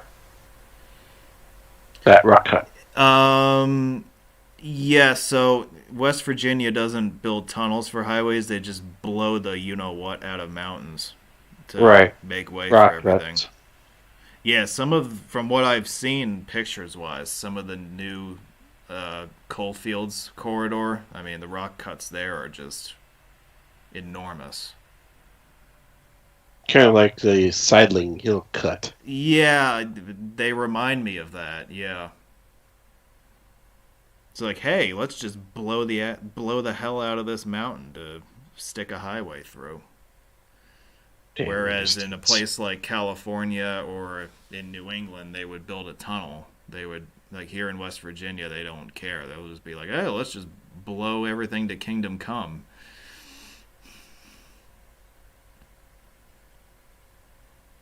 I was reminded of studying for the PE exam, believe it or not, when driving this highway, because the thought occurred to me. Um, and Steve, you'll probably appreciate this. The idea of cut and fill calculations. So, like the amount of earth you excavate versus the amount of earth that you fill to complete a grade for a highway. So I was thinking to myself, how much cut and fill had to be done for this highway? Or, some of these mountain passes that, like the one that we just went over. They could have had a whole PE exam just for West Virginia Corridor H, but, of all the things that were on my mind when driving this highway, that was one thing that entered it. I like to compare the cost of this road to the utility it provides. I knew that was going to come up. Yep. Yep. Yep. How much would you have to toll each car that drives this road to break even over its lifespan, including any maintenance costs? And the answer is human lives are not worth that much. Well, you see the amount of traffic that's on it, right? You're not going to get that much money off this road. Well, yeah. I question the need for it on that basis as well. Yeah. It's got cross streets. I'm sure this is something that we will get into more discussion about when this road comes up in our season 2 coverage. But yeah, man, there's just I appreciate the engineering achievement it represents. I just question the need for it in general. Why cut up the Appalachians? Well, I mean, if there's a need for it, like if this corridor that we're on was connecting sizable population centers, that weren't previously connected, yeah, I could see you making an argument for building something along these lines. I-68 gets plenty of traffic. Yeah. Mm-hmm. I mean that's a crucial corridor because definitely it gets you around Pittsburgh. Well, the important thing is it gets you around the Pennsylvania Turnpike. That's very important. That is very important. Because then who cares about Pittsburgh? Right. Yeah. The fact that you have to pay an arm and a leg just to drive across Pennsylvania on that turnpike just makes me mad. Yeah. Yeah, well, we all know why that is, right? Well, they don't put it to the road, though. That's right. It all gets gobbled Sent up. to Philly for transit. Sent to the Allegheny County Port Authority. Mm-hmm.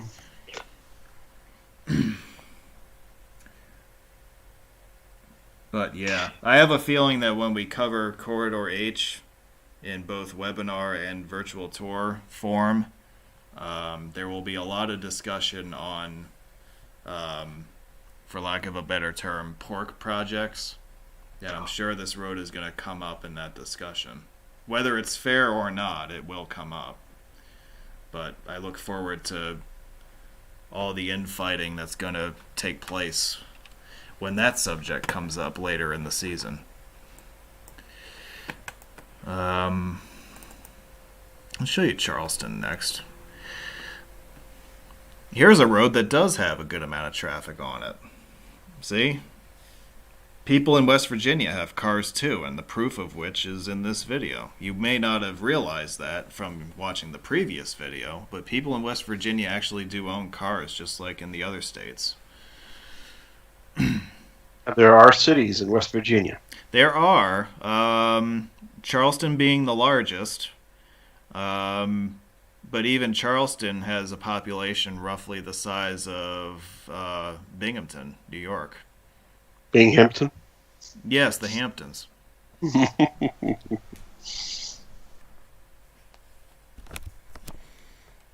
Yeah, not that large, that's for sure. Right.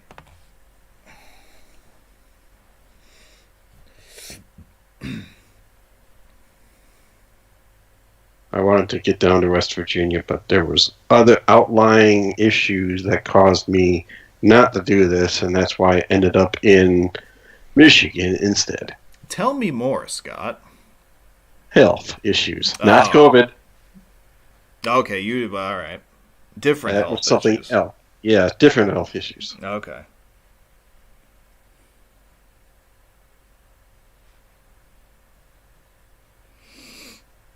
I do like this entrance to Charleston. This is a neat junction. And of course, Charleston is a significant crossroads location for the interstate system. We have three different routes that converge here. There they are. Yeah, and if you don't believe me, just look at the signs that we're passing. Hmm. See that? It's magic.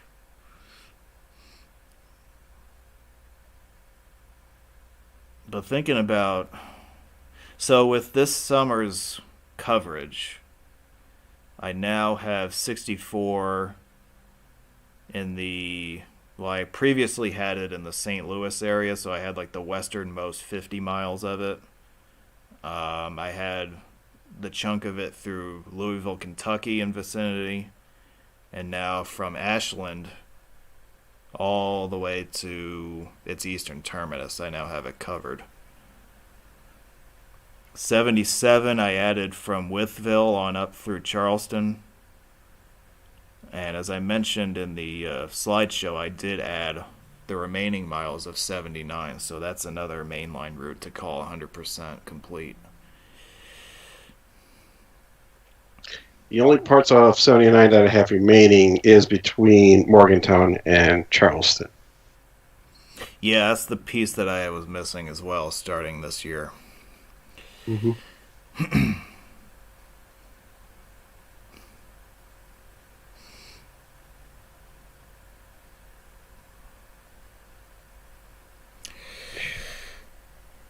It's quite a freeway network for a city size of Binghamton.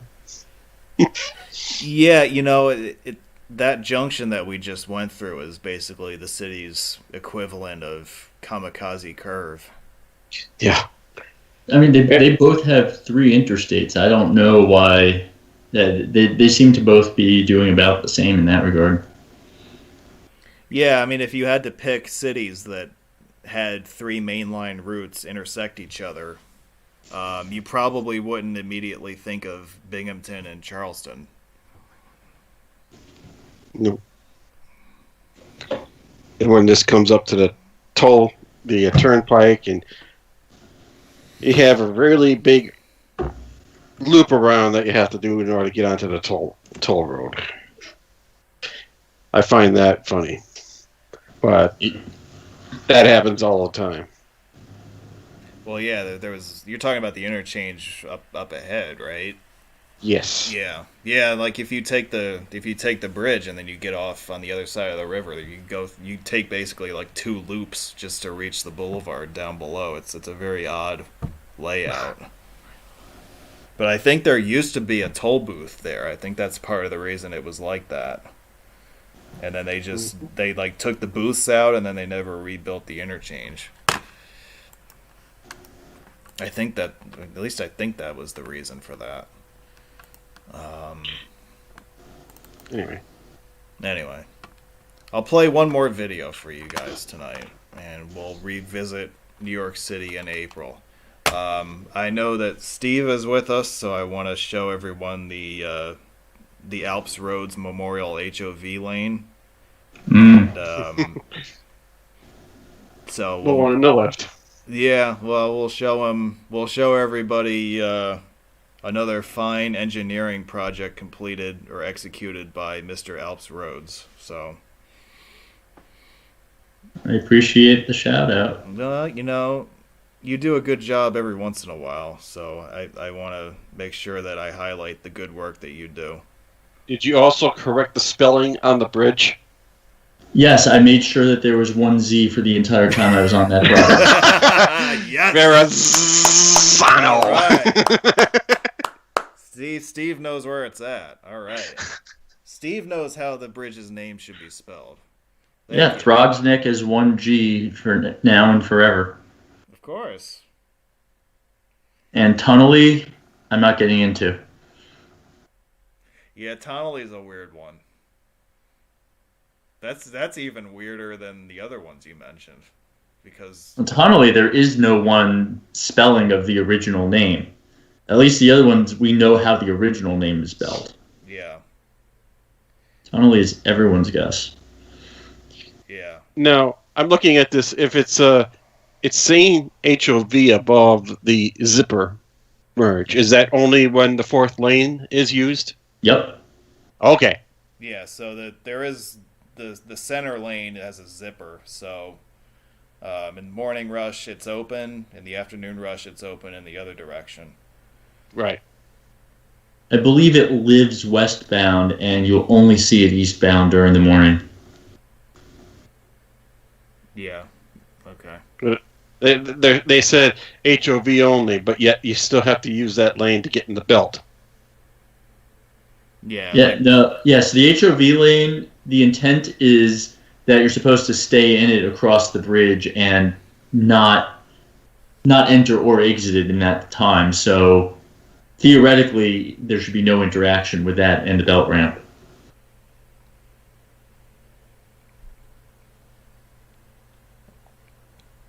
Double line.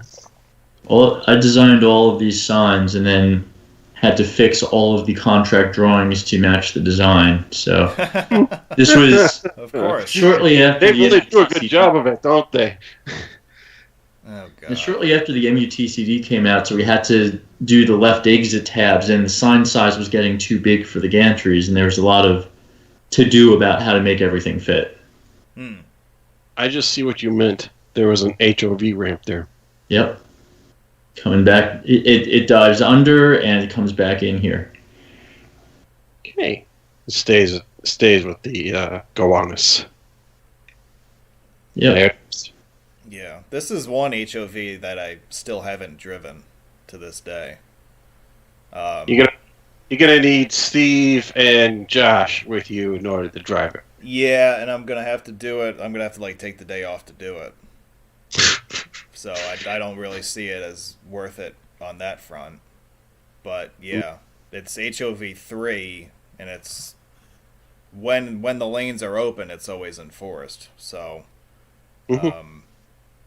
I would need to make a good amount of concessions in order just to drive it. But there you see it on the left in the quote unquote median. The only thing I can offer is I don't know which holidays it's active or not, so there's a chance that one of your off days could be a day that they have it active. Yeah, I don't know what the list is exactly. Like you're right, there are certain holidays of stature where it is open, but I don't remember what list. I don't remember the names on the list though. H. Carey? I didn't know there was a tunnel named after Harry Carey. Oh, wait. No, it's Drew Carey's little-known first name. Yeah. Yeah. Yes. Brooklyn Battery. The host of The Price is Right is H. Drew Carey. Yeah. They spelt Brooklyn Battery wrong. You capiche? Yeah.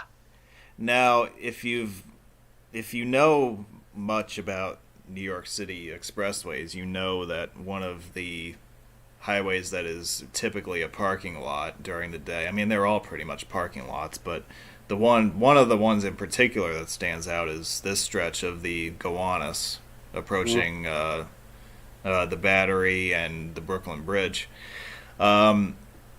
one of the things that I decided to do during April as part of the filming of highways in Manhattan was also revisit some of the expressways. And this video comes from that period of time as well. So I took advantage of the lack of traffic to document this drive. I definitely remember both this and the BQE being parking lots as I was on them. I think I got lucky with the Cross Bronx Expressway, the times that I drove it, and having at the tail end of my Sunday morning drive being on a CBE, and it actually started filling up with traffic right at the high bridge. If we're talking 278, my favorite chronic congestion point is the Kosciuszko Bridge. It's another one of the projects I was involved on, but the second bridge is finally going in, or went in. They may have opened it. I forget the news that I heard, but once both bridges are open there, that the parking lot will be half a mile farther south. Yeah. Well, yeah. Being real, that's always going to be a parking lot. Yeah. Because you do not have room to expand here. Well, yeah, the second bridge has been open, but... yeah, okay, yeah. I haven't been on it yet. Really? You haven't been over there yet? Okay. That's a bridge you need to walk at some point. There's a walkway on it, Scott. I'm not telling him to walk in the right lane. There's a dedicated path there. I think I've at least been walk on the left new lane facing traffic.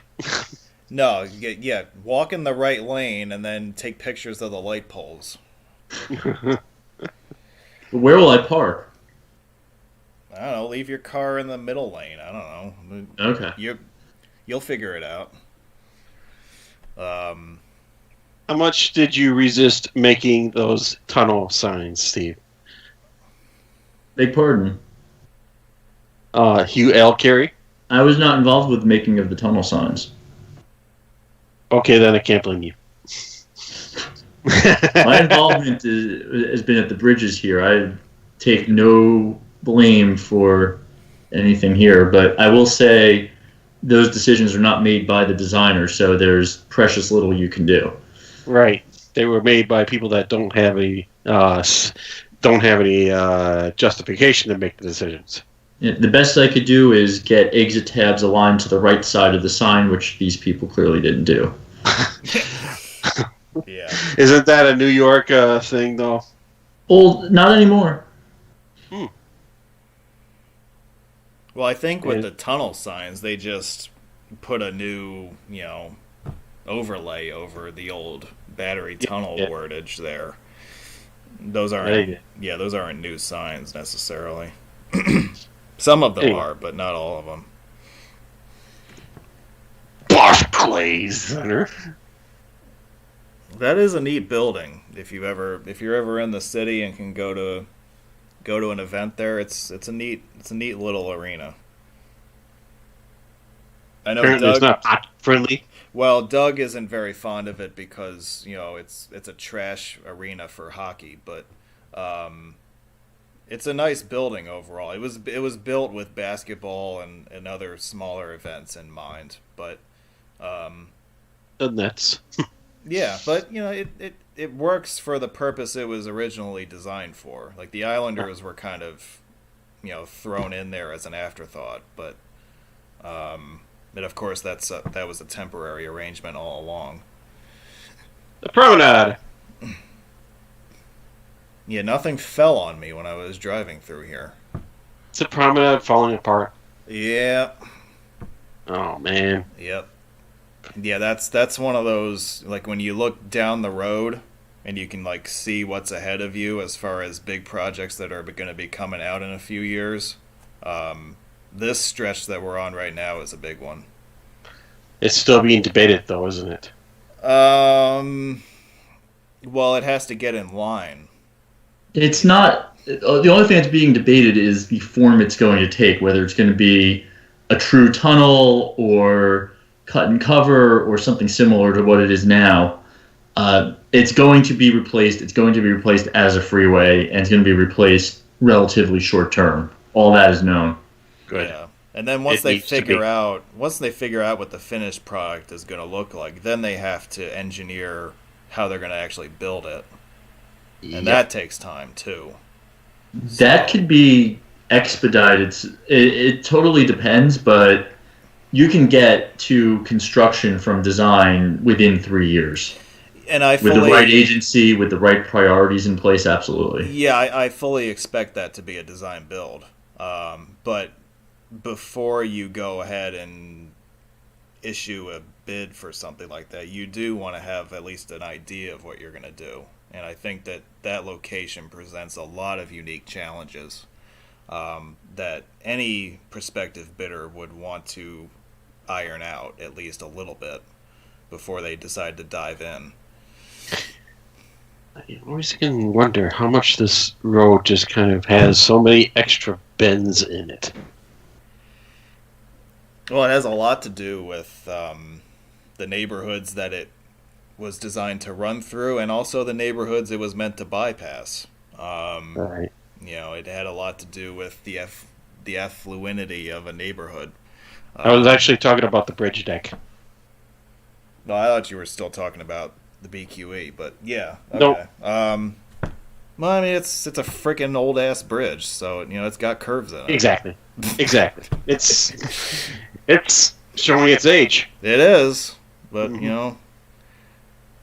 I actually think it's Center somewhat. Street. Yeah, I actually think it's somewhat miraculous that the Brooklyn Bridge is doing as well as it is.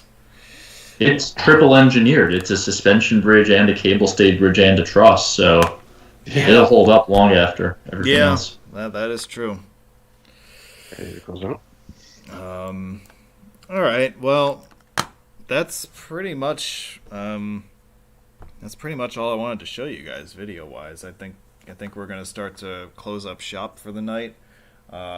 If anybody's got anything they want to bring up real quick as we end the program,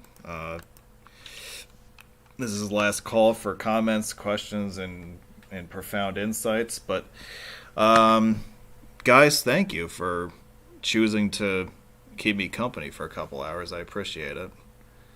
Very welcome. Thanks for having us. Yeah, I know I'll have you back on here, Scott, before too much longer. And Steve, I will let you get back to your rigorous review of the MUTCD. Exciting. You sound absolutely overjoyed at the task that's in front of you. So I'm gonna let you get back to that. I'm gonna let you get back to that as soon as possible. But again, really want to thank you guys for tuning in. Thank you for making 2020 as successful a year as it was. And have I walked or biked the upper decks on the Williamsburg Bridge? I have not. I have not done that yet. But that's something maybe I'll get around to someday. I walked to Brooklyn. I think everybody else has, but no biggie. Yeah. I've walked in Brooklyn and Manhattan. And as far as those bridges are concerned, that's it. I almost died on the George Washington. So there's that one. Got thrown off? No, I didn't get thrown off. I wanted to throw a couple of bicyclists off, but no. I myself did not get thrown off. It's hard to throw yourself off the George Washington. They've got the wall, the fence is curved over you, so you have to really make an effort to climb it. Well, yeah, now they got all that suicide fencing there now. Yep. So it's pretty much hard. It's pretty much impossible to do that. Name a bridge that doesn't have suicide fences and... Well, yeah. Now you're seeing it going all over the place. But all right, well, guys, signing off. Thanks for watching. Be sure to catch our next presentation next week. And again, I'm gonna give you a friendly reminder: don't look for a live show tomorrow. There is no live presentation. This is a bye week tomorrow. Don't do drugs. Well, they can do whatever the hell they want on their own time. I'm not going to tell them not to do drugs, but just don't look for a YouTube show. All right. take the time to watch or catch up on stuff that you might have missed, or to watch stuff again that you really enjoyed. Think of it that way. And from all of us here at Roadway Wiz, thank you for watching, and we'll see you next time.